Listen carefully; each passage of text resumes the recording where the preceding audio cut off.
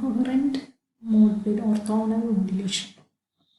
So here we will see two types of non-coherent orthogonal modulation. First one is a non-coherent BFSK and second one is a differential phase shift gain. So BFSK already we have studied in the coherent type of detection. Here we will see the BFSK in the non-coherent detection. So first, what is a non-coherent modulation? So consider you are transmitting two orthogonal signals.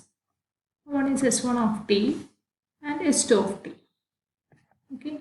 Now your received signal, due to the imperfect channel, there will be some shift in the carrier phase. Okay. And this shift in the carrier phase will be actually unknown. Okay, so if I represent S1 and S2 is my transmitted signal, my received signal is G1 and G2. Okay, so that will be a phase shifted version of S1 and S2. Now,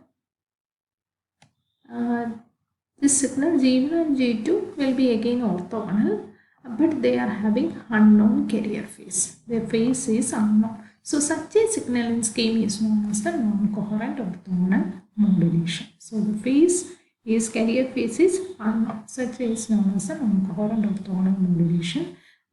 So first we will see how to detect this. So the non-coherent receiver, a binary receiver for a non-coherent orthogonal modulation will be usually having a structure like this. So as I said, the carrier phase is not known.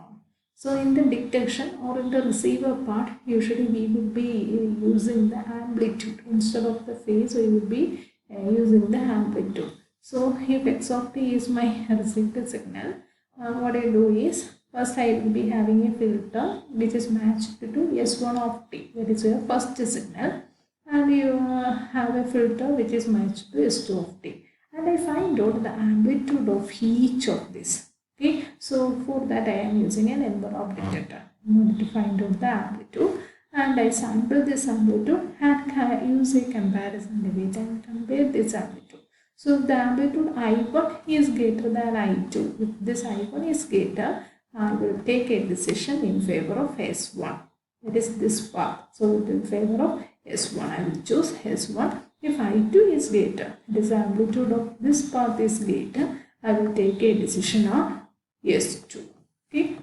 So this is a basic receiver for a non-coherent orthogonal modulation. You should know this is the main difference that of a coherent and non-coherent detection. So the receiver part is the main difference. So you are using a filter and envelope detector. You are using the amplitude.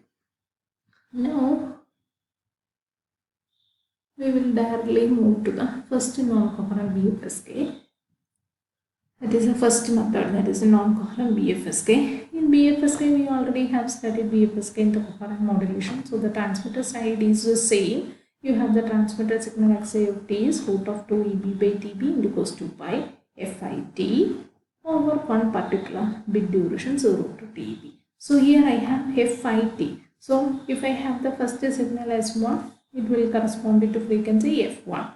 And corresponding to S2, I will be using another frequency F2, that is BFSK, binary frequency shift key. Okay, so you are having the binary symbols 1 and 0. Corresponding to that, you will be using two frequency F1 and F2. So you have cos 2 by F80. So this equation is same as that of the coherent modulation. F1 corresponding to symbol 1, F2 corresponding to symbol 0. Now, the receiver part is that varies. Because in receiver, we don't know the carrier phase. We are using the non-coherent modulation. So at the receiver, as I said, you have already said the general receiver block diagram. So the same thing, I have the received signal. One is a filter matched to the first signal. Here the first signal is corresponding to cos 2 pi F1t, corresponding to first frequency. And here you have the filter matched to the second signal. Here the second signal is cos 2 pi F2t. Both for durations over to TB. So as I said, since I don't know the phase, I find out the amplitude of each envelope detector and use a comparison device to check which of the amplitude is higher. So if the amplitude over this path is higher, I will take a decision in terms of first frequency, that is S1, first signal S1 of t. If amplitude of this path is greater, I will take the decision in favor of F2, that is corresponding to symbol 2.